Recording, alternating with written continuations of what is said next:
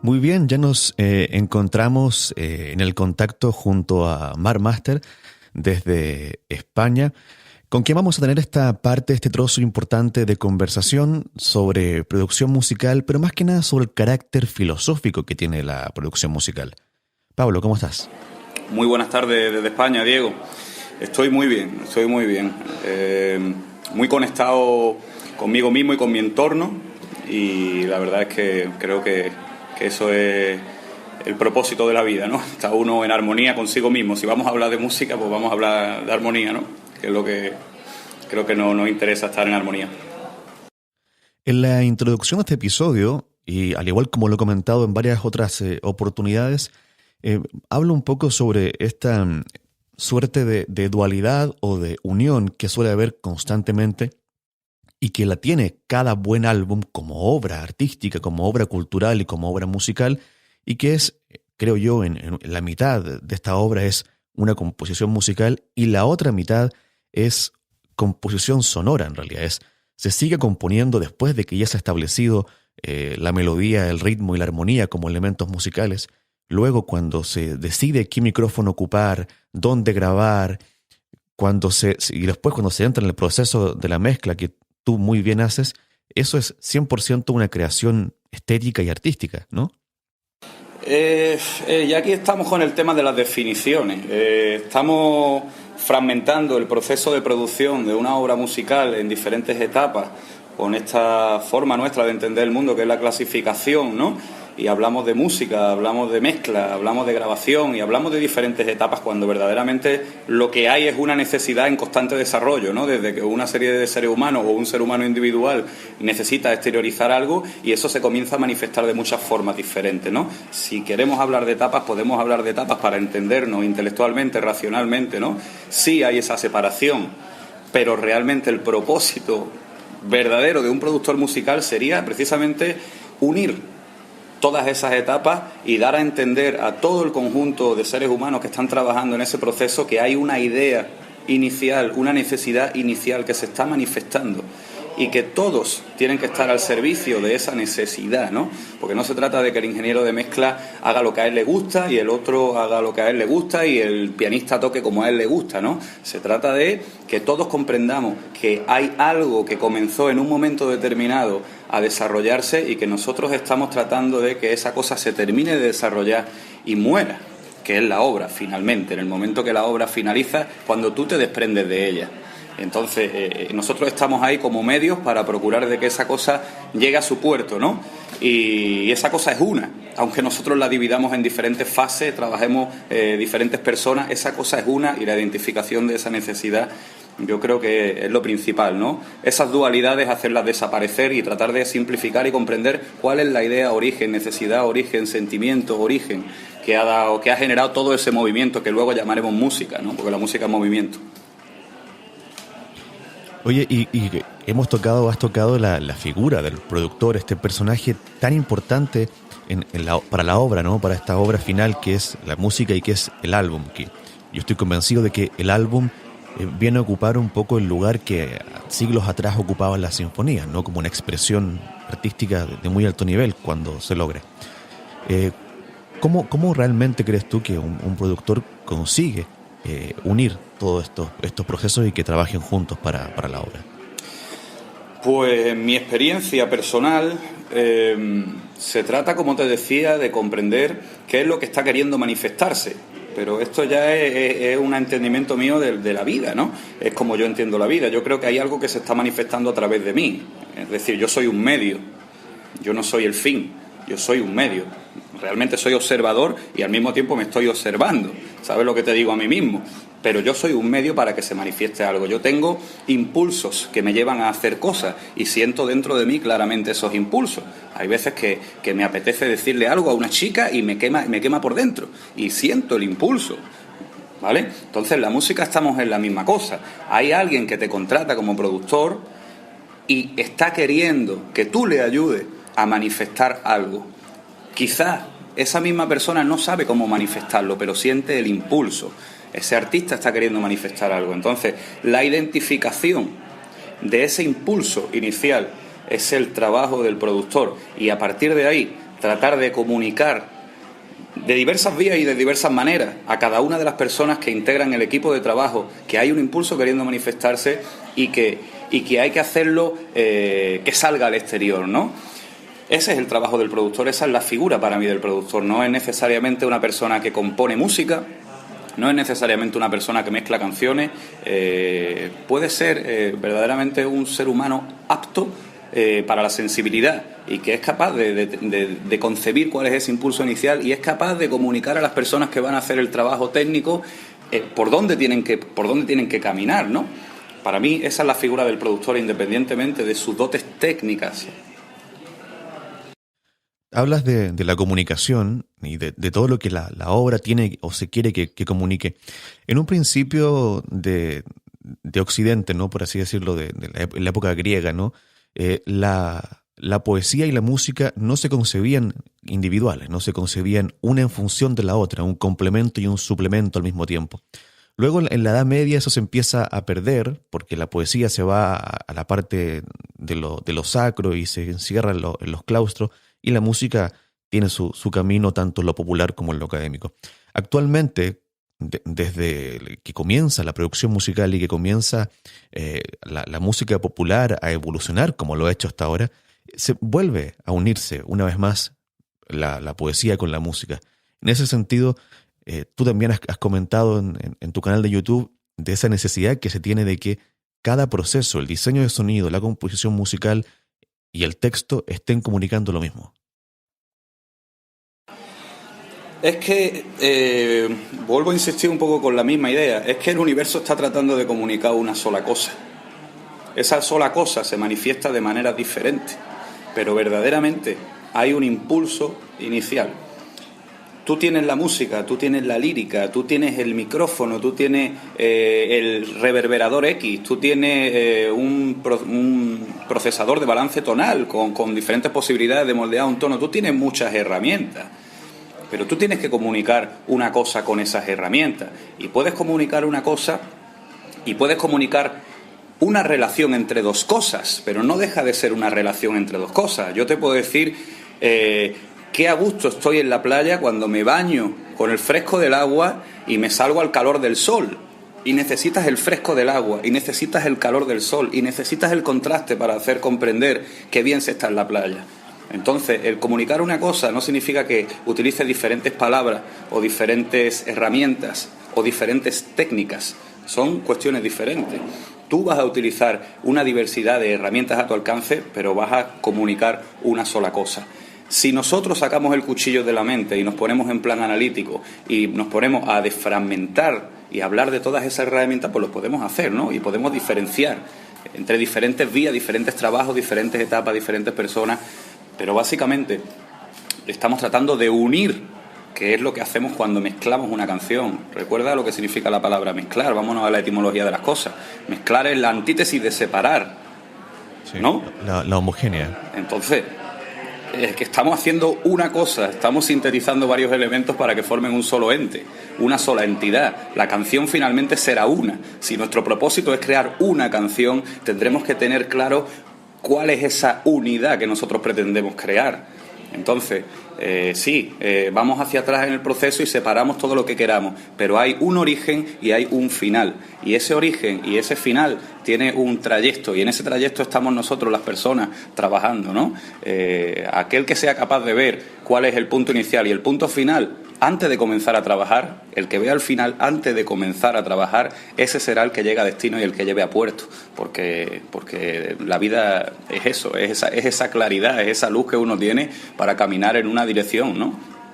Y, oye, y por el camino uno puede cambiar de opinión y puede probar, y de hecho yo soy capaz de hacer 4 mezclas diferentes para llegar finalmente a una, ¿no? Pero hago las 4 mezclas porque tengo diferentes intuiciones, porque la canción me habla y me dice, oye, ¿qué tal por aquí? ¿Y si hacemos un punto en el centro del escenario donde no hay 3 dimensiones y hay 2 dimensiones y hacemos un sonido plano, que es una especie de caricatura de la propia realidad? Tú ves un cómic en 2 dimensiones, esos dibujos que le gustan tanto a los niños. Vamos a hacer ese dibujo plano en 2 dimensiones con sonido.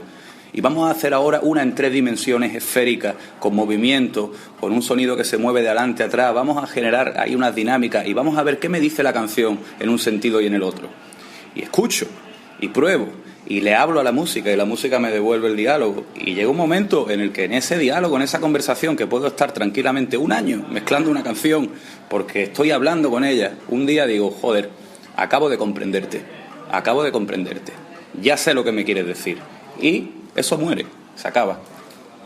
Muchas veces sucede que músicos jóvenes, muy buenos y muy talentosos, a veces todavía no terminan de comprender la importancia de todo este trabajo de creación sonora y que se realiza desde y dentro de la producción musical.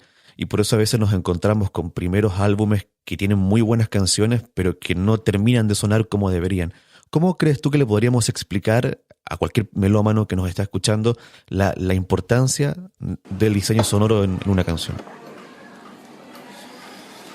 Pues el diseño sonoro como tal, me costaría definir exactamente qué es el diseño sonoro, porque te digo, desde mi perspectiva, todo lo que tú haces a lo largo del día va a desembocar en tu estudio. Es decir, tú no puedes pretender ser una persona que vive en el más absoluto caos y llegar a tu estudio y hacer una cosa de una simetría brutal. Entonces, tú cuando estás diseñando cuando estás en el estudio, o es que tú cuando estás comiendo a toda velocidad sin darte cuenta de lo que comes no estás diseñando. Yo sé que ya estoy mezclando cuando estoy con el plato de comida en la mesa.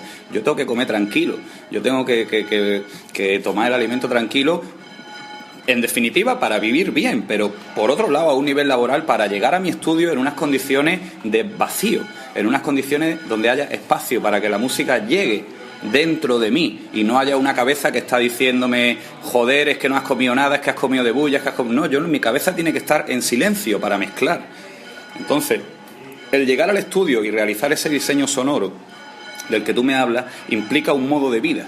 Un músico, al igual que entiendo un ingeniero de sonido, es una persona que comprende la vida de una determinada manera. Entonces, el diseño sonoro puede ser el momento final en el que uno pone en el mundo exterior todo eso que tiene dentro. ¿Cómo realiza uno ese diseño sonoro? Pues tiene que concienciarse de que en el estudio lo que hace falta es gente capaz de estar en silencio, gente capaz de estar abierta, gente capaz de estar sensible, gente capaz de recibir los mensajes de la música y darle a la música lo que está pidiendo. Entonces, por encima de todo, lo que yo tendría que decir a los chavales es que lleguen al estudio en silencio para dejar que la música entre, para sentir la música, porque verdaderamente no hay ninguna razón, no hay ninguna técnica que te diga cómo tienes que mezclar una canción. Cada canción se puede mezclar de una manera diferente y hay canciones que se pueden nutrir del caos, del conflicto frecuencial, de la falta de dinámica, de la distorsión, y hay canciones que se pueden nutrir de la espacialidad, que se pueden nutrir de la simetría, que se pueden nutrir de un orden que tienda a la búsqueda de la perfección, de una limpieza.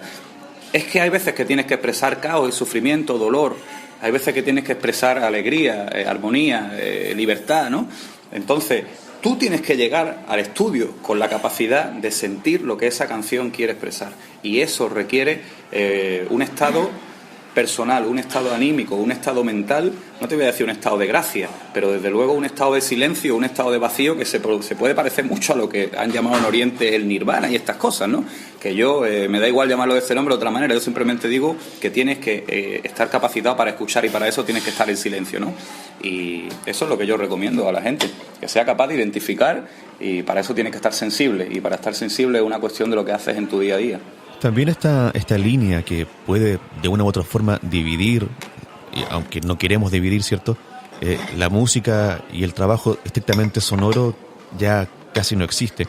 De hecho, hace 2 programas anteriores a este, hice un programa de 1 hora entera analizando todo el proceso de producción del Sgt. Pepper.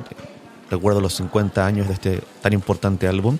Uh-huh. Y donde creo que de allí en adelante, y de algunos discos previos, por supuesto, ya esa línea definitivamente no existe, y donde cuando la canción ya está lista a nivel de partitura o de tablatura, a nivel de armonía, melodía y ritmo, en realidad no está lista, porque cuando el compositor junto con el productor y los ingenieros deciden simplemente editar una parte, poner una reverb, poner un delay, poner algo al revés, cualquier cosa, ahí se sigue haciendo la música, ¿no? Hombre, evidentemente tú tienes una partitura y en esa partitura pone re, sol, do, una armonía, por ejemplo, jazzística 2-5-1, re, sol, do. Eso puede sonar de infinitas maneras diferentes. Eso no dice nada. Bueno, ¿y con qué instrumento vas a tocar re, sol, do? Lo voy a tocar con un viento, ¿vale? Pero ¿qué viento es? ¿Es un saxofón o es una trompeta? Ah, no, es una trompeta. Vale, pero ¿qué trompeta en concreto es? ¿Es de esta marca o es de esta otra? ¿Es nueva o es vieja? No, es esta. ¿Y quién la va a tocar?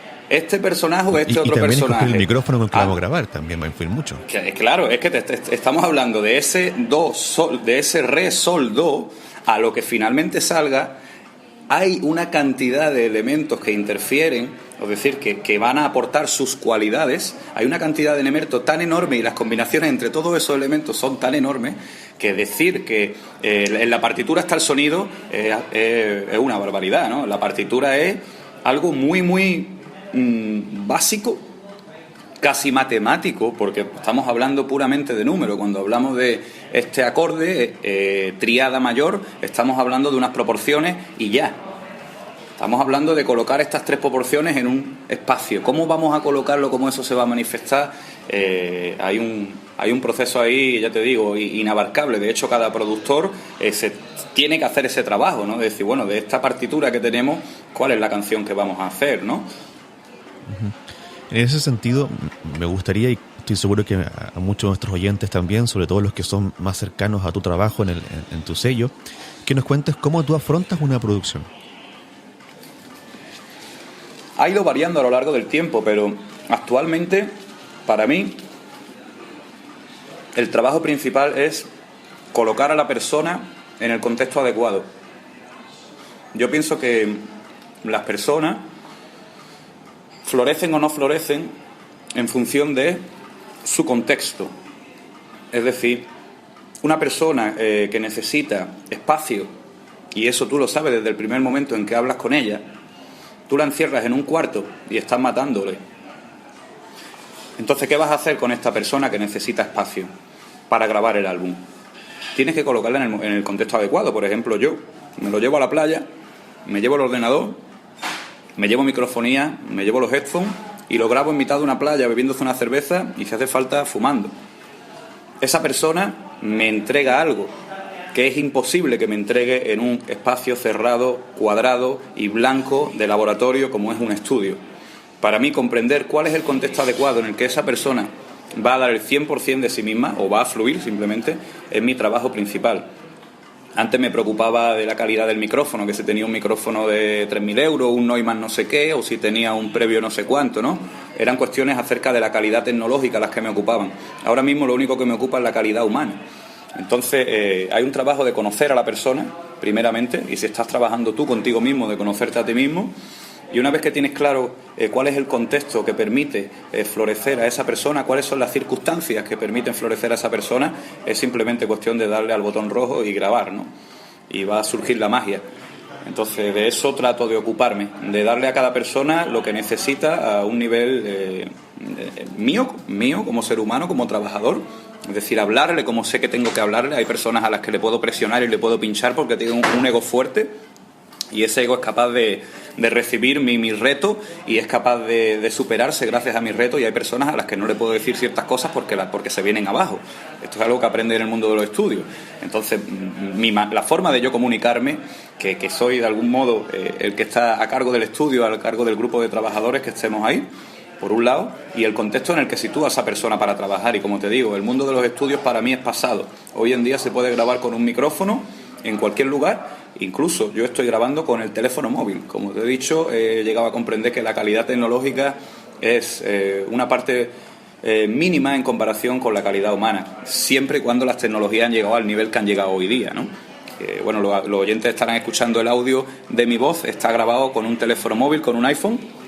Estoy grabándolo ahora mismo y creo que es de bastante calidad. Tú me escuchas por el ordenador, ¿eh? Tú no tienes esa señal ahora mismo, pero Pero sí, los oyentes que están escuchando el programa se pueden dar cuenta de que se pueden hacer virguerías con las tecnologías actuales. Entonces, salir del estudio para mí es una puerta que se ha abierto, y estoy dirigiendo mi forma de producir por ahí, ¿sabes? Sacando a la gente de los estudios y de los laboratorios y sacándolos al mundo, a los lugares en los que ellos les gustaría estar. Un poco me recuerda al impresionismo de principios de siglo, finales del siglo pasado, ¿no? La pintura en plena calle, pintura en pleno aire, ¿no? Cambió por completo la pintura tradicional a la pintura moderna, cambió ahí, cuando salimos de los cuartos con una vela y salimos al mundo a pintar, ¿no? Ese fue el gran cambio del arte moderno, y de algún modo yo estoy viendo el futuro por aquí. Imagino que en algún momento en estas producciones que has hecho fuera del estudio, que has hecho al aire libre, has tenido que conciliar un poco, obviamente, lo técnico con lo creativo, con el espacio y con toda esta necesidad de expresión que tiene tanto el artista y como tú como productor. Cuéntanos si puedes alguna historia, alguna anécdota que hayas tenido con algún disco hecho al aire libre. Bueno, pues el resultado siempre, lo que te encuentras cuando vuelves de fuera es que hay una serie de ruidos, que uno lo llama ruido, que después con el paso del tiempo lo va llamando sonidos, ¿no? Porque es la propia vida que se graban dentro de las grabaciones.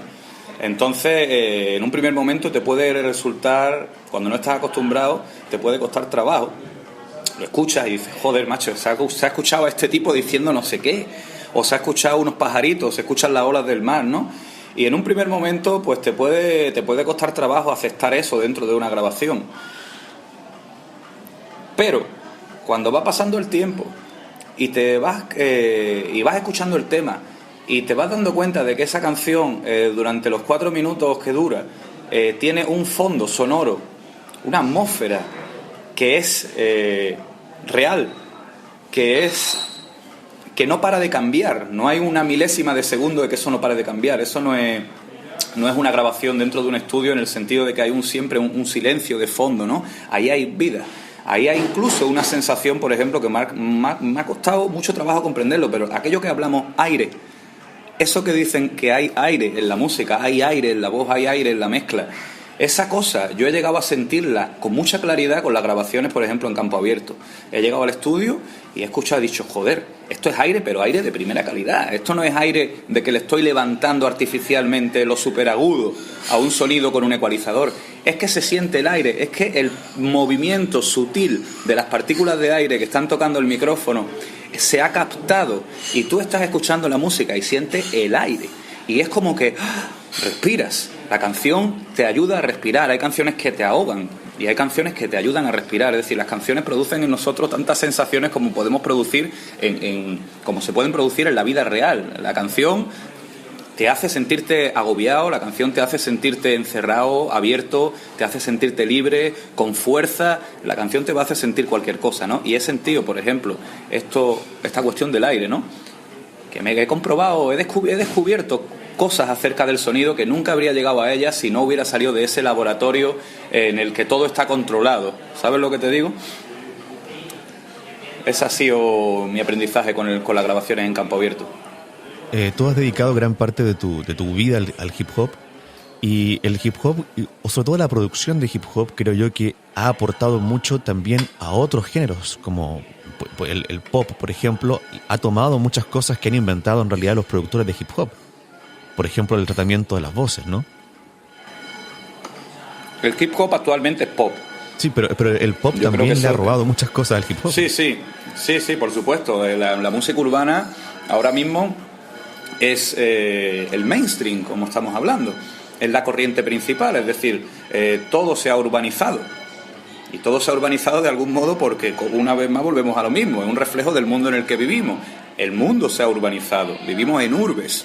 El sonido urbano es reinante porque vivimos en un mundo urbano. Y el sonido urbano se ha hecho tecnológico, ha abrazado la tecnología desde los primeros momentos, cuando se empiezan a utilizar los samples, cuando se empieza a utilizar el vinilo como un elemento, como un instrumento musical. Bueno, ¿a quién se le iba a ocurrir utilizar un vinilo como un instrumento musical? Pues precisamente a esas personas que están en los centros más desfavorecidos de la urbe y que no están educados, porque la educación es un tema también bastante delicado. Entonces, esas personas que no están civilizados, que no han tenido ese acceso a la educación, pues como tenemos la mayoría de nosotros, ¿no? En las poblaciones más los lugares donde hay más posibilidades económicas, esos negros del Bronx de repente empiezan a trabajar de un modo en que nunca hubiéramos trabajado nosotros. ¿Por qué? Porque tienen su mente estructurada de una manera diferente y cogen la tecnología y la hacen suya, ¿no? Y de ahí vamos al sampler, y del sampler vamos avanzando. Durante algún tiempo nos quedamos como estancados y Dr. Dre empieza a introducir los sintetizadores que ya venían de algún modo evidentemente de Alemania, que Alemania hace del sintetizador su folclore, ¿no? La música techno. También tiene que ver con una desconexión con el pasado alemán, con todo el holocausto nazi. Los jóvenes no se sienten identificados con ese pasado y crean una nueva Alemania culturalmente hablando, y entre otras cosas lo que crean es el techno, ¿no? Bueno, pues el Planet Rock de África Bambaataa mama del techno de Kraftwerk, ¿no? Dr. Dre coge elementos, empieza ya a coger seriamente todo el tema sintético, que tiene mucho que ver con el funky espacial de algunos grupos norteamericanos, pero ha sido siempre un mundo tecnológico, ¿no? Y finalmente estamos en la era tecnológica, en la era digital, en la era en la que vivimos en la urbe, y el hip hop tiene todos esos componentes. Tiene la urbe, tiene lo urbano, tiene el slam de la calle, tiene la tecnología desde hace mucho tiempo, ha madurado con ella, se ha hecho grande con ella, y se ha convertido en un género que los jóvenes de hoy en día pueden comprender, mientras que a lo mejor el pop de guitarra acústica y batería pues es una cosa que no está tan conectada con los tiempos que estamos viviendo, ¿no? Falta tecnología, falta electricidad, falta sonido digital, faltan cosas de nuestro tiempo, ¿no? Y el hip hop las tiene, y de ellas del hip hop se están tomando.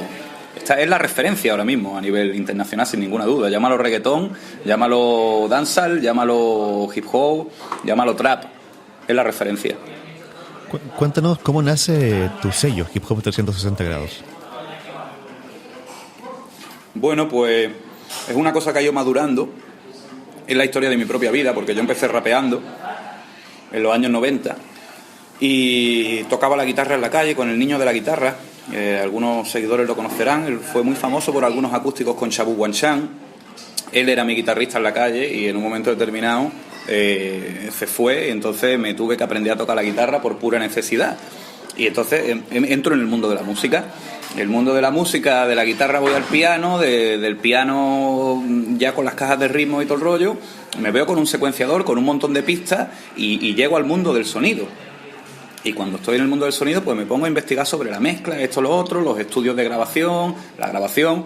Y entonces uno empieza a tocar un palo, otro palo, otro palo, otro palo, y te das cuenta de que finalmente comprendes el proceso de producción musical desde todos los puntos de vista, ¿no? Desde la posición del cantante, desde la posición del productor, de la posición del mezclador. Y entonces ese nombre, ¿no? De hip hop, que evidentemente a mí me representa, porque para mí ha sido el motor de mi vida, ¿no? El hip hop, y esa perspectiva 360 grados que en un momento determinado veo que he desarrollado, ¿no? Por otro lado, el 360 grados, para mí lo que es el símbolo de la esfera, el símbolo del círculo, estoy estudiándolo todavía a día de hoy, y es algo bastante, me siento muy identificado con la figura del círculo, con los 360 grados, en definitiva con la idea de mirar las cosas de todos los ángulos, ¿sabes? No quedarte con un solo punto de vista, ¿no? Sino estar abierto y mirar las cosas desde 360 grados, ¿no? Bueno, no sé si se ha notado que nuestro logo también es un círculo. Pues no lo había visto, pero vamos, me alegro porque de verdad es una buena posición a la hora de afrontar la vida. Ser circular, vamos, creo que es interesante. Sí. Oye, bueno, cuéntame un poco sobre las producciones que tú haces en tu sello. Pues yo he pasado de estar trabajando en la industria y trabajando con artistas más conocidos o menos conocidos a una posición absolutamente freelance y a una postura prácticamente de, no te voy a decir aislamiento, pero casi que cada día me preocupa menos el público. He tenido la posibilidad de comenzar a divulgar la ciencia del sonido, hablar sobre producción musical en Internet, y el canal ha tenido tal repercusión mundial que con la gente que viene a Nerja a estudiar conmigo, finalmente me estoy ganando la vida. Porque por lo que sea se me da bien la pedagogía, probablemente porque me gusta mucho aprender, me gusta mucho estudiar, y la gente le gusta recibirlo, le gusta la forma en la que enseño, y me ha dado la posibilidad de poder dedicarme a encerrarme en el estudio con personas, a enseñarme mi trabajo de algún modo, de un modo pues mucho más profundo, ¿no? que el sacar canciones, digamos, al público, como yo antes estaba interesado en hacer, tanto para mí mismo como para otros artistas, ¿no? En ese mundo de la industria musical, probablemente la mayoría de la música urbana, la mayoría de la gente no tiene presupuesto para hacer un trabajo con tranquilidad, para hacer un trabajo en el que podamos tomarnos el tiempo de como te digo, de hacer este proceso en el modo en que te estoy planteando, 360 grados, ¿no? No existen muchas posibilidades de entregarse de ese modo a los trabajos, y entonces cada día he quedado más desencantado pues con la forma en que he tenido que trabajar hasta que he tenido 31, 32 años, ¿no? Que era producciones de bajo presupuesto, que es la mayoría de las cosas que hay en los estudios, 50 euros una mezcla, 60 euros una mezcla, 10, 15 euros una grabación, todo corriendo, todo rápido, mucho volumen en las canciones y sin preocuparnos por la cuestión artística, metafísica, que como te digo es la que a mí me interesa, ¿no? Entonces ha llegado un momento en el que esa máquina de producir churros, que es la industria musical, donde tú eres un eslabón más en la cadena, a mí ya no me interesa esa posición, ¿no?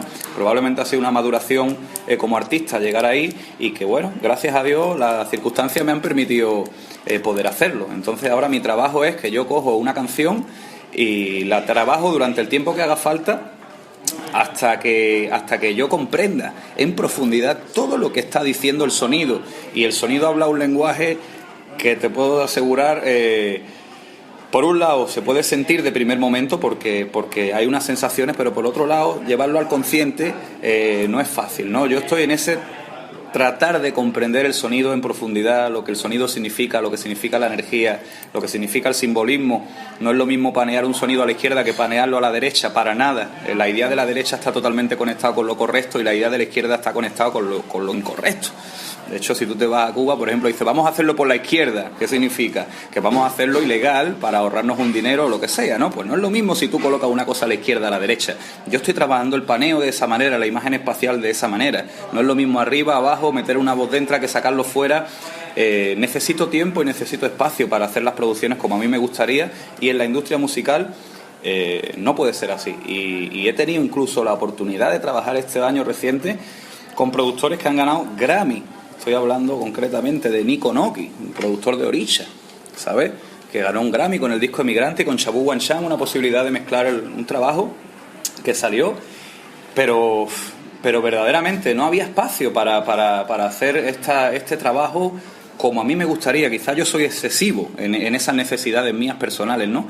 Y entonces igual tengo que hacerlo por individual, pero mira, Chabu es súper íntimo mío de toda la vida, hemos trabajado mucho juntos, teníamos a este grandísimo productor, surge una posibilidad con verdaderamente contactos de la industria muy potentes, gente de Miami y tal y cual, y son oportunidades laborales para mí tremendas que me pueden potenciar y me pueden llevar a un nivel, como te digo, industrial, en una posición privilegiada, ¿no?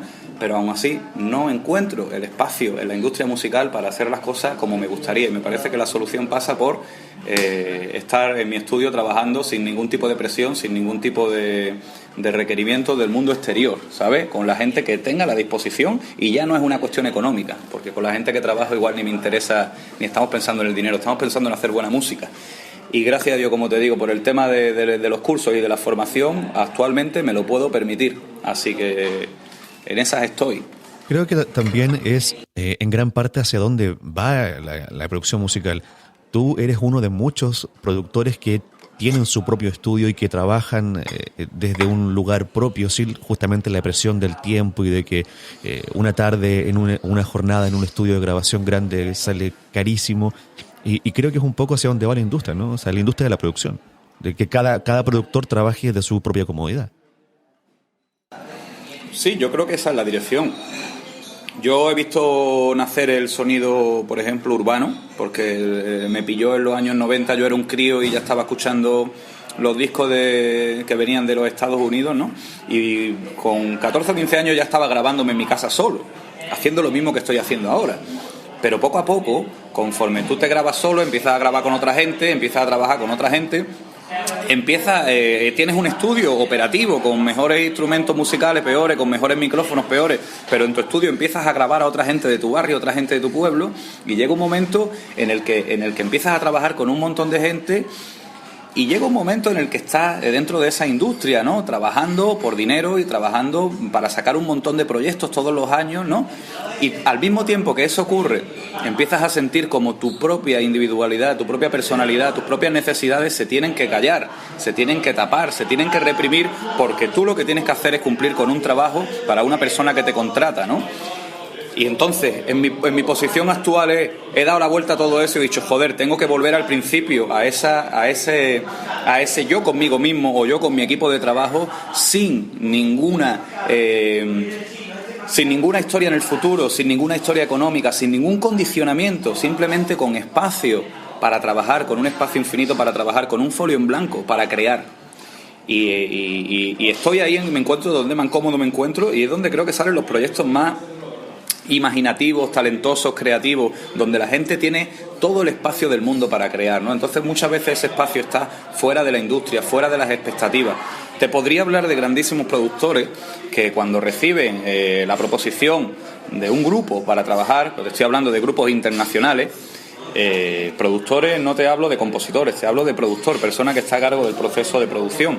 Esa persona, la primera preocupación que tiene es sacar a esas estrellas de toda esa paranoia mental sobre el qué pasará con mi disco, sobre el qué dirán de mi disco, sobre cómo me van a juzgar, aislarlos de todo ese mundo y llevarlos artificialmente a un espacio-tiempo en el que ellos se olviden de quiénes son y de las expectativas que hay sobre ellos, para que vuelvan a sacar, como tú decías, ese magnífico primer disco. ¿Sabes lo que te digo? Sí, esa es parte fundamental de la misión del productor, que yo también me acuerdo también del proceso en el que me encuentro involucrado actualmente, en el que estoy produciendo proyectos muy diferentes. Imagínate que estoy trabajando en un proyecto de música de fusión latinoamericana y al mismo tiempo otro que es estrechamente música electrónica. Y lo que más intento es que no tengan prisa los compositores, que tengan se tomen el tiempo necesario. Totalmente, es que esos son los pilares sobre los que se sostiene una buena obra, Diego. Es que no se trata de que tengas un micrófono de 3.000 euros ni de que tengas un super estudio. Es que no se trata de eso. Se trata, como tú has dicho, de que no tengas prisa. Tú no puedes ir corriendo detrás de una zanahoria. Tú no puedes perderte el momento presente para pensar en el momento futuro. La música te necesita presente. Una buena grabación de voz es una grabación en la que la persona está absolutamente presente. Y cuando hablamos de presente, hablamos de presencia, no hablamos del rango que comprende entre 2 y 4 kilohercios. Hablamos de que la persona está y esa energía está. Y cuando se escucha, se siente. Y esa canción se comunica, trasciende. Te podría hablar también de, por ejemplo, de conferencias en las que he estado y talleres con gente de la industria musical muy importante, productores que han estado trabajando, pues, por ejemplo, con toda la oleada esta que salió del Gran Hermano español, del Bisbal, del Bustamante y toda esta gente, que eran los mejores productores que había en el país, que les pagan un sueldazo y los ponen a trabajar con las estrellas emergentes, ¿no? Esta gente en conferencias, tú lo escuchas hablando, diciendo: ha llegado un momento en el que he tenido que dejar de intentar grabar el disco y quedarme con la maqueta, quedarme con el sonido de la maqueta, porque en la maqueta había un aura, había una atmósfera, había una energía, había una música que nosotros estamos tratando de replicar en las mejores condiciones tecnológicas en el disco, pero es que no hay manera. Es que no se repite. Imagínate que tú tienes una foto maravillosa con tu pareja un día en un acantilado, y esa foto es fantástica, y ahora tú te intentas ir otro día a posar para la foto y hacer la misma foto. Hay bastantes pocas posibilidades de que tú logres conseguir esa aura, esa magia, ¿no? Y esa magia existió porque esas personas estaban en la maqueta sin expectativa, de hecho porque creían que eso no valía. Esa idea de que eso no valía, de que eso no iba a ningún lado, lo tenía relajado. Y esa relajación, ese sin prisa que estamos hablando, es lo que quedó fantástico en la maqueta, que ahora no logramos conseguir en el disco, con el super estudio, con los superproductores, con los profesionales, con el presupuesto, con todo en tus manos. Tú ya no estás, de tanta expectativa que hay encima tuya y de tanto que se ha invertido y de tantas paranoias, como te digo. Así funciona el tema. Recomiendo a todo el mundo un documental que se llama Sound City, hablando de esto, que es un documental en el que se habla de cómo un estudio con unas condiciones pues bastante lamentables, a un nivel de limpieza, a un nivel de lo que se puede esperar de un estudio de primer nivel, ese estudio, en él se grabaron la mayoría de los éxitos, creo que fue de la década de los 50 a los 60 o de los 60 a los 70. Se grabaron muchísimos éxitos precisamente porque cuando las superestrellas entraban ahí, verdaderamente salían de toda esa idea mental suya de que son algo muy grande, ¿no? Porque ese contexto y ese espacio en esas condiciones les ponía los pies en el suelo, ¿no? Y el documental es maravilloso porque se ve y se comprende cómo lo que uno necesita es estar en unas condiciones humanas que te permitan estar presente para crear, ¿no? Oye, ¿dónde podemos ver este documental? Sound City se llama y creo que lo podréis encontrar igual en Inedit TV, que es un ciclo de cine musical documental de la compañía Bifitter. Lo proyectan en Barcelona, pero tienen su canal también online. Inedit TV, es de Bifitter. Ahí hay muchos documentales musicales que recomiendo, ver porque se aprende mucho viendo cómo trabajan otros productores y otros profesionales de la industria. Oye, con respecto a lo que comentabas recién sobre estas primeras tomas de maquetas que terminan siendo las definitivas, esto en realidad es algo que pasa mucho más de lo que uno creería. Hace algún tiempo veía una conferencia de la artista mexicana Eli Guerra, donde ella también contaba esto mismo, que ella generalmente compone y hace maquetas cuando está de gira, como lo hacen muchos, y en el hotel hace sus grabaciones con un Shure SM58, y finalmente muchas veces esa fue la grabación definitiva. Claro, Diego, es lo que estamos hablando. Es que nosotros estamos tratando de luchar contra nuestra propia naturaleza. Y eso está pasando porque la industria de la música es una industria que cumple con un propósito económico. Nosotros estamos al servicio de las discográficas si queremos estar en la industria musical y estamos al servicio de un sistema que lo que quiere es crear productos y consumidores. Entonces, cuando tú te metes en ese rol, cuando tú te metes en ese personaje que eres parte de una cadena de montaje con el objetivo de crear un producto, tú no estás en condiciones de hacer arte. Porque precisamente para hacer arte lo que necesitas es disolver tu ego y fluir. Dejar que se desaten tus emociones, tus necesidades, dejar que el proceso fluya. Y eso se encuentra donde se encuentra. Y no se encuentra el martes a las 7 de la tarde en el estudio no sé quién. Si tú llegas a lograr eso, de verdad te has convertido en un grande, ¿no? Porque evidentemente se puede lograr, pero como decía, probablemente si tú has logrado llegar el día, a la hora, al estudio, juntarte con la gente y fluir de ese modo tan natural como deben fluir los músicos, si tú logras eso es porque probablemente sabes vivir, has aprendido a vivir, has aprendido has aprendido a fluir, ¿no? Y esto es un trabajo vital, como decía, pero hay veces que la magia surge, y donde te pilla, te pilló. Si tú prefieres la calidad tecnológica, pues entonces a lo mejor no te es suficiente con esa magia, porque tu Shure 58 no es tu Neumann U87, ¿sabes? Entonces vas a poner por encima la calidad tecnológica a la calidad artística y te vas al estudio y desechas esa grabación, aunque tú sabes que es magnífica. Igual tú crees que puedes repetirla. Yo no soy de los que piensan que se puede repetir. Yo pienso que ese momento es único y mágico y debe quedar, ¿no? Pero como te digo, estás luchando contra la misma industria de la música, contra la misma estructura mental de Occidente, ¿no? Es muy difícil que la gente llegue a comprender y a valorar eso, pero hay obras que terminan por quedar, como te digo, bastante decentes a nivel tecnológico y con una calidad artística brutal, ¿no? Yo prefiero eso. E incluso ya no me importan los ruidos que puedan tener esos micrófonos o un poco la resonancia de la habitación en la que está grabando o esos agentes exteriores de algún modo que uno parece ser que no quisiera, ¿no? En la idea de sonido que tenemos, en el canon de sonido que tenemos, parece ser que no lo quisiéramos, pero es que también conforme vas escuchando música, yo que escucho Steve Reich, que estoy escuchando a John Cage, que estás escuchando a Stravinsky, que estás escuchando cosas que dices, a mí el ruido ya es una cosa que como que ni me va ni me viene, ¿no? De hecho hay gente que compone con ruido, escucha a Albanoto y a Sakamoto y con el sonido analógico de los propios equipos te están creando un pad, un fondo atmosférico que te genera una sensación brutal. Y están trabajando con ruido, es decir, yo estoy un poco en esa escuela donde este tipo de cosas, ya la limpieza y tal, no es el propósito de mi mezcla, ¿no? Si hay una canción que quiere expresar limpieza, vamos a por ella, ¿no? Pero en general hay muchas más cosas, además de la limpieza y de la calidad tecnológica que me interesan, ¿no?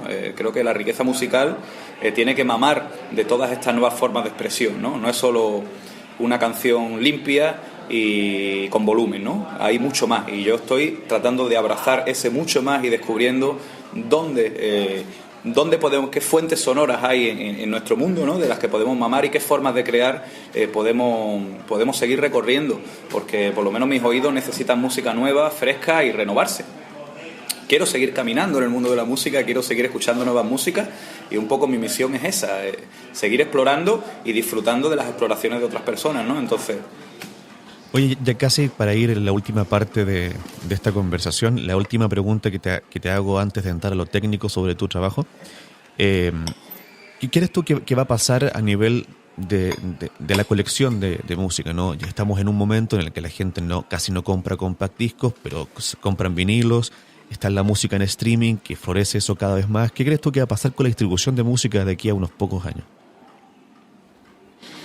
Hombre, la distribución sí o sí creo que será online como es hasta ahora. No creo que llegue a dar un vuelco de esa magnitud como para volver al mundo analógico. Sé que se están subiendo las ventas de vinilo, sé que la cinta está teniendo otra vez algunos adeptos, que se están haciendo algunos discos, sobre todo en Norteamérica, algunos discos importantes se han hecho en cinta, se han hecho unas versiones en cinta, pero creo que del mundo digital y de la distribución digital ya no nos saca nadie. ¿Cuáles serán los modelos que se encuentren? Pues no lo sé, parece ser que ahora mismo tampoco la gente está satisfecha con el modelo de distribución de Spotify, tampoco con iTunes, tampoco con YouTube.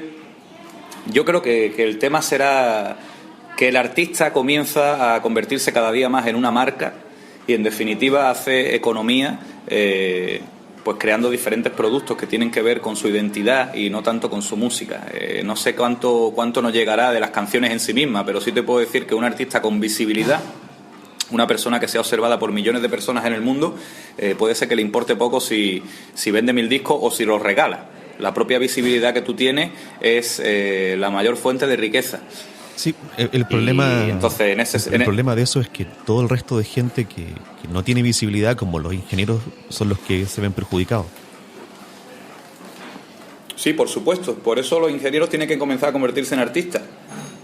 El trabajo técnico, como te decía antes, yo es que no quiero ser un técnico de sonido en el sentido de que me mandan una canción y tengo que abrir un poco de espacio frecuencial para que no haya conflictos frecuenciales. Tengo que abrir un poco de espacio en el campo tridimensional, unas cosas a la izquierda, otras a la derecha, una adelante y otra atrás, y tengo que subir el volumen, ¿no? Reducir la dinámica para tener mayor volumen. Ese se puede resumir el trabajo para hacer una mezcla técnica como la que tú me propones de estos ingenieros que no tendrían, de algún modo, ese rol protagonista dentro de las obras. Esos ingenieros están haciendo un trabajo absolutamente mecánico y verdaderamente ese es su sitio dentro de la producción musical, ¿no? Porque si te vas a limitar a coger y si le quito al bajo un poco aquí porque coincide con este que tiene en el mismo sitio y le quito al instrumento armónico un poco aquí en medio para hacer un hueco para la voz y muevo esto a la derecha y esto a la izquierda, esto adelante, esto atrás y subo el volumen y hago una mezcla en 4 horas, como se suele hacer, si te vas a limitar a ese trabajo, ¿qué protagonismo esperas tener a la hora de recibir de esa obra? Si es que la implicación es mínima, hasta el punto de que no hay ni siquiera un análisis pormenorizado de las canciones, hay simplemente un trabajo mecánico.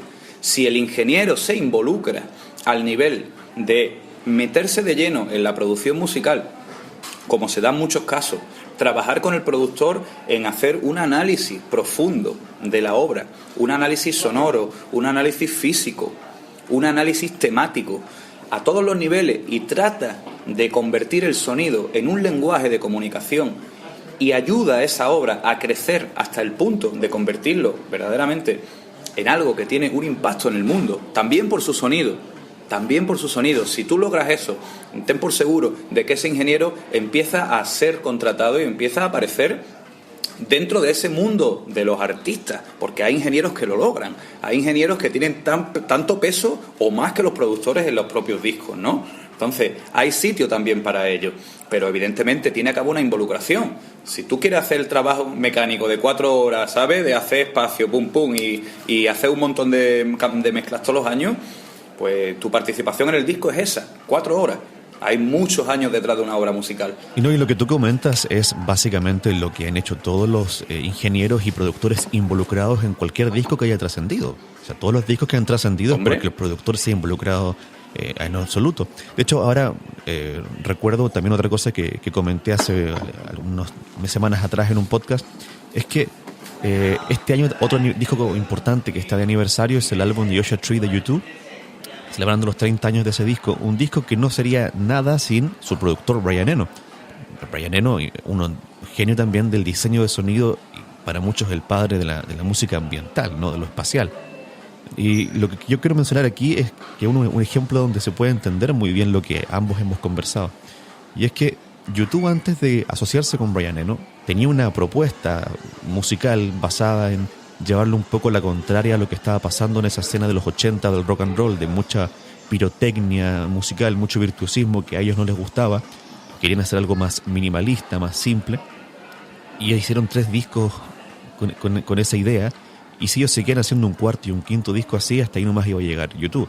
Entonces esta propuesta de U2 llegó realmente a donde tenía que llegar gracias a que se involucran con el productor, que toma estas ideas sonoras, musicales, minimalistas, y lo involucra con lo que él mismo estaba creando sonoramente.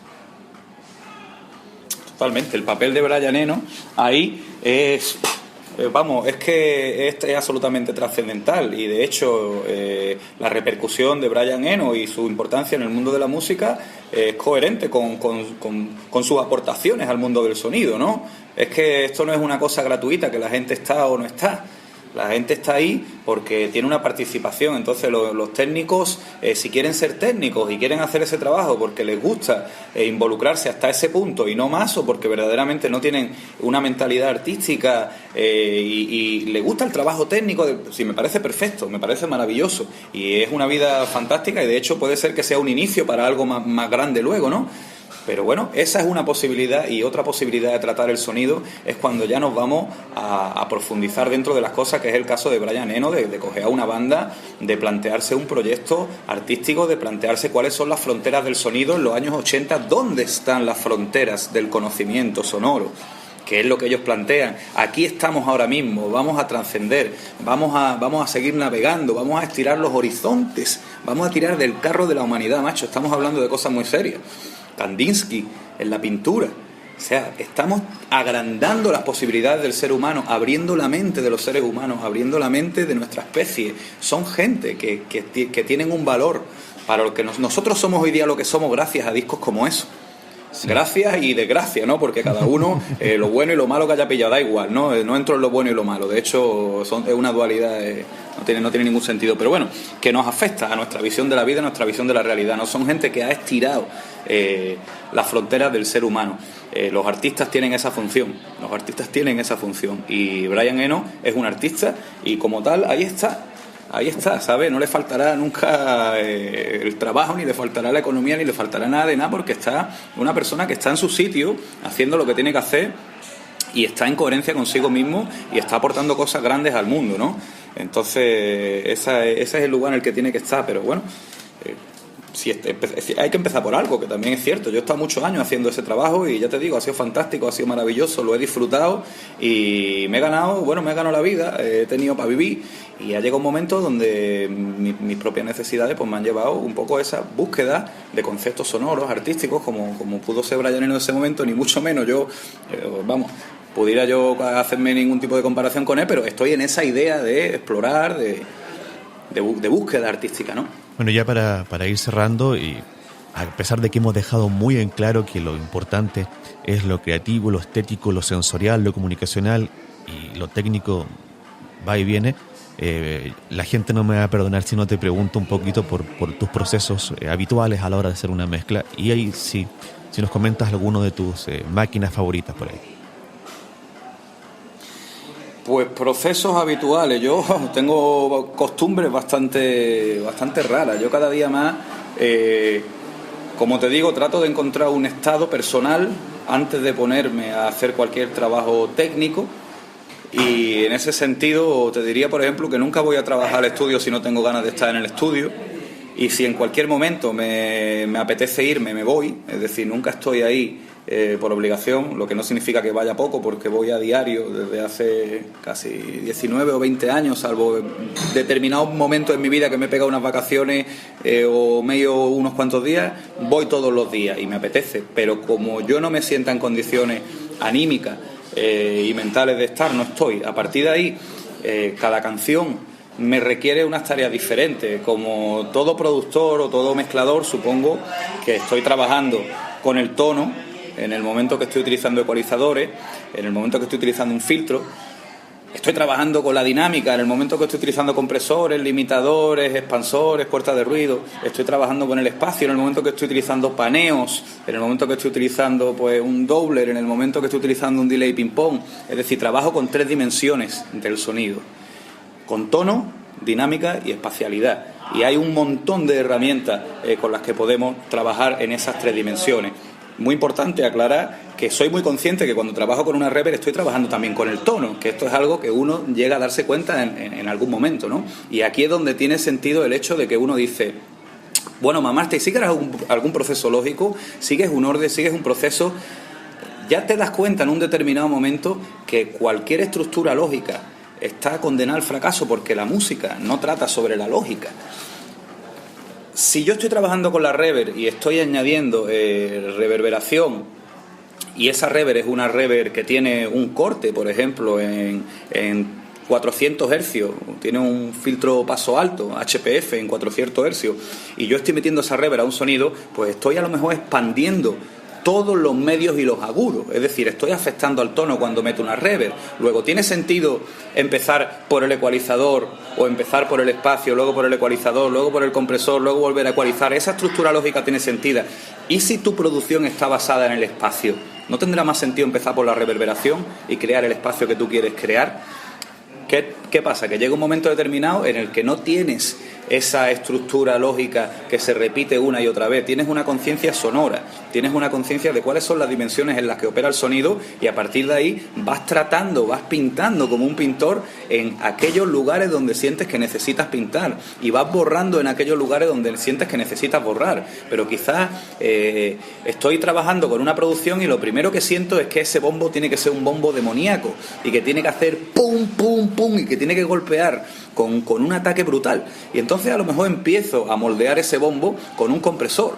Y estoy pues utilizando el compresor para aumentar el ataque. Y esa canción empieza por un compresor. Y una vez que escucho ese bombo, a lo mejor me viene que la voz se va a posicionar encima de ese bombo y se van a hacer uno. El bombo más la voz, que van a sumar un solo cuerpo, que básicamente lo que vamos a hacer con el bombo es reforzar la fuerza de la voz, ¿no? Bueno, esa canción empieza por ahí. ¿A dónde me va a llevar? Ni lo sé, ni lo quiero saber. ¿Cuál va a ser el proceso? Ni lo sé ni lo quiero saber. No me preocupan los cómo, Diego. No me preocupan en absoluto los cómo.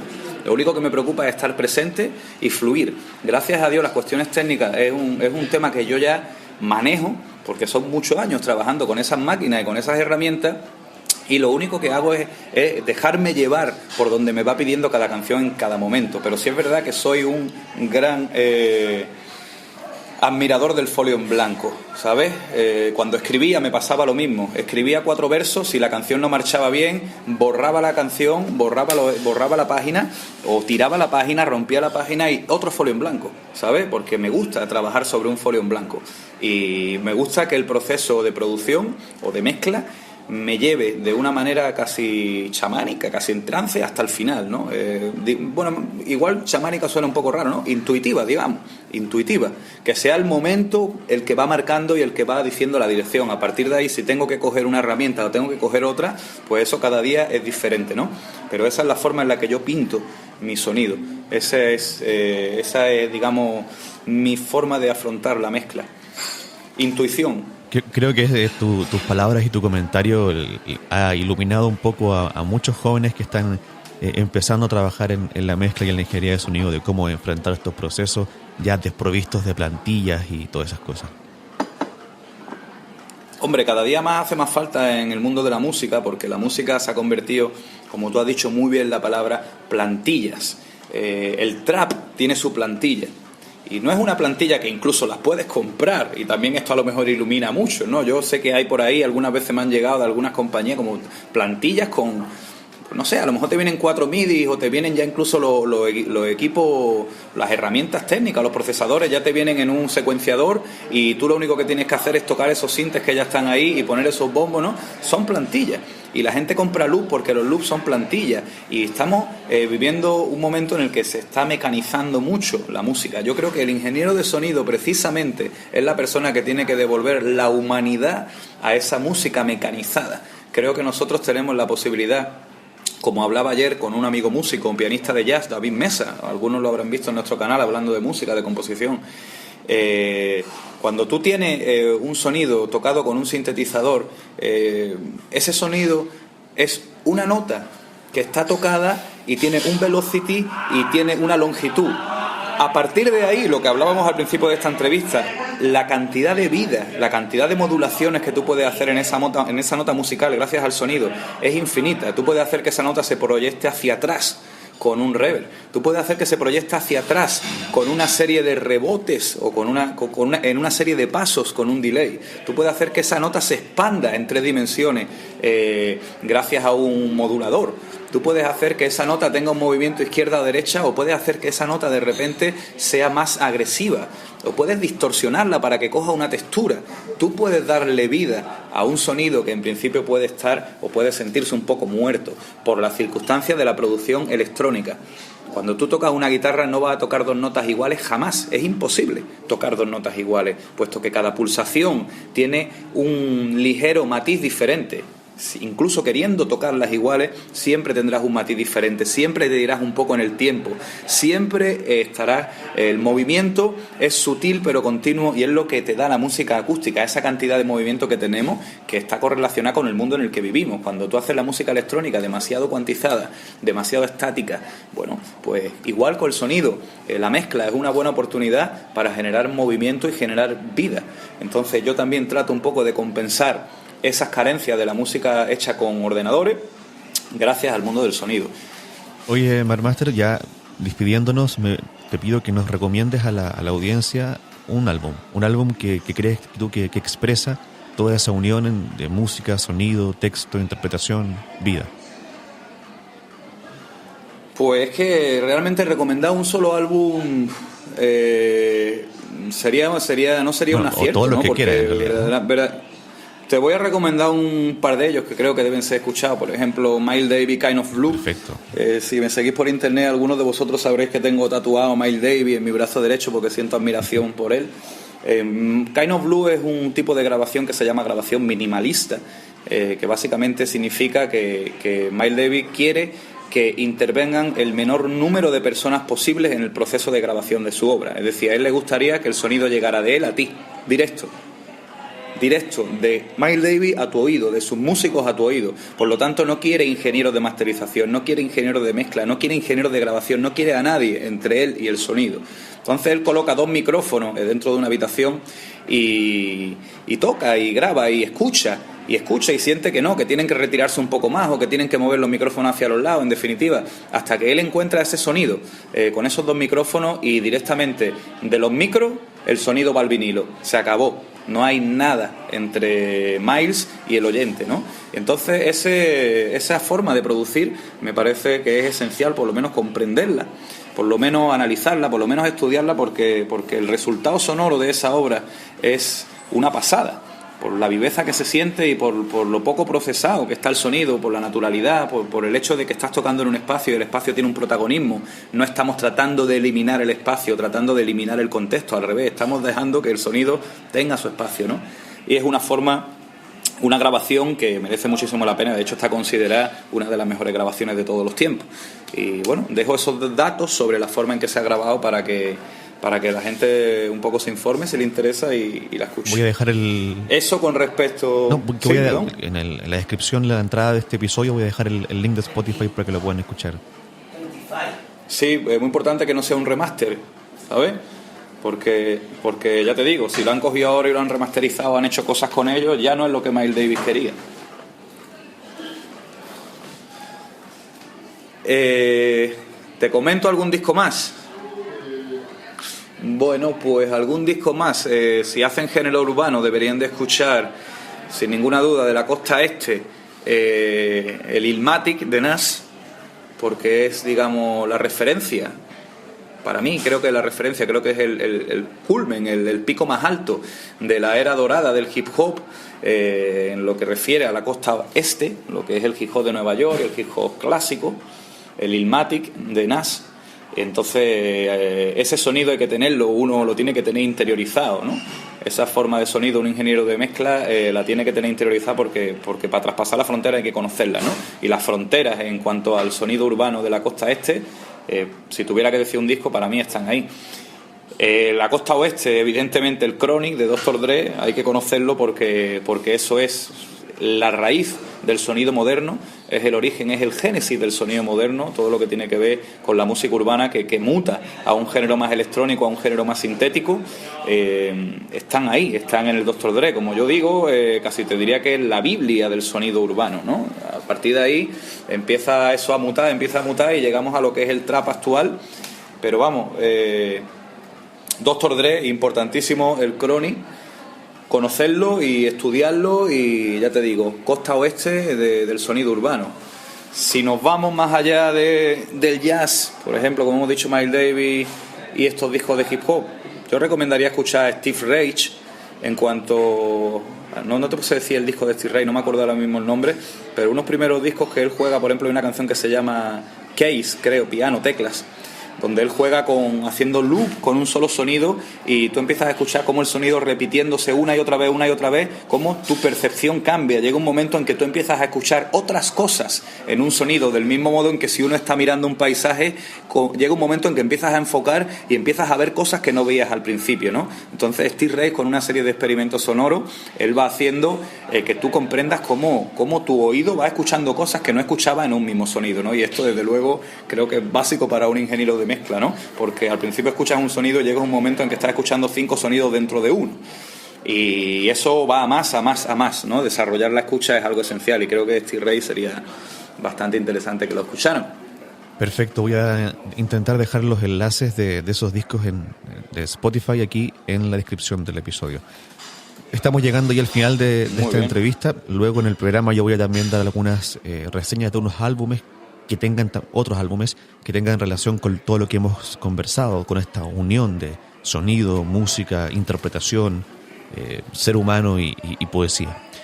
No me queda nada más que agradecerte tremendamente, con mucho agradecimiento que hayas aceptado nuestra invitación y que hayamos tenido esta casi 1 hora y media de conversación. Marmaster, ¿qué te pareció? Diego, si me dices que llevamos 1 hora y media, pues no me he dado ni cuenta, ¿sabes? Y es que el tema por el que yo estoy haciendo esos vídeos en YouTube, por el que estoy dando clases de sonido y tal y cual, es porque verdaderamente me apasiona la música, me apasiona el sonido, y si tengo la oportunidad de hablar con alguien, de mantener una conversación sobre tema artístico, tema humano, es para mí una delicia, un placer. Entonces solo puedo darte las gracias a ti por haberme permitido pasar este buen rato y haber podido compartir. Espero que a la gente le lleguen mis palabras, y sobre todo le ayude de algún modo a disfrutar con el proceso de creación, que es de lo que se trata. Cada uno que lo haga como sea, como quiera, pero que disfruten y que dejen a un lado las cuestiones, digamos, yo diría económicas, ¿sabes? Aunque existen y siempre están ahí, y un buen trabajo te va a llevar a que eso funcione, ¿no? Pero que cuando creen, que disfruten del proceso creativo, que creo que es lo más grande que le puede pasar a una persona, descubrir su propia creatividad. Perfecto, entonces nos despedimos en esta entrevista. Yo dejo de grabar y ahí inmediatamente seguimos hablando.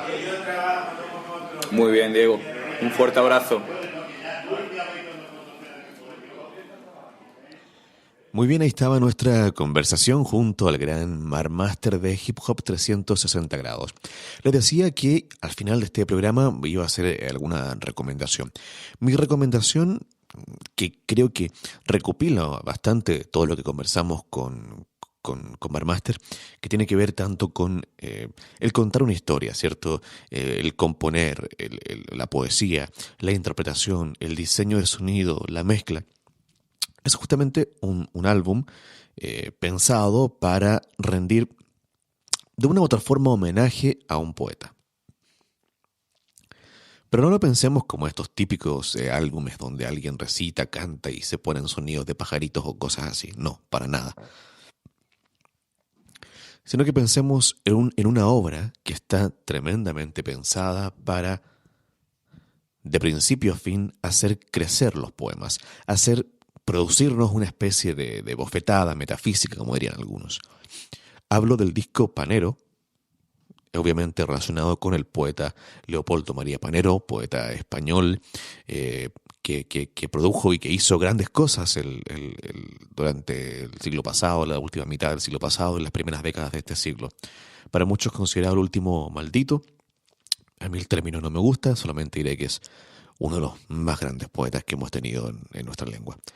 Carlos Ann, el gran compositor, productor y poeta Carlos Ann, también español, se reúne con algunos amigos, específicamente José María Ponce, Bruno Galindo y Enrique Bunbury, para hacer este álbum bien especial donde se unen, se consagran tremendamente los poemas de Panero, la composición musical, la interpretación y el diseño de sonido. Muy bien, habiendo aportado eso, yo me retiro. Les doy un gran abrazo a todos ustedes. Muchas gracias por habernos escuchado y por haber sido parte de estas conversaciones. Muchas gracias y hasta siempre a través de la música. Yo soy Diego Villavicencio, crítico, curador y productor musical. Esto es El Micrófono de Orfeo. Recuerden visitar nuestra página web micrófonodeorfeo.com, donde nos dejen por favor todos sus comentarios, sus reseñas y sus valoraciones. También estamos en iTunes, en Spreaker, en Shoguru, en SoundCloud y en iVoox. Muchas gracias y hasta siempre tras la música.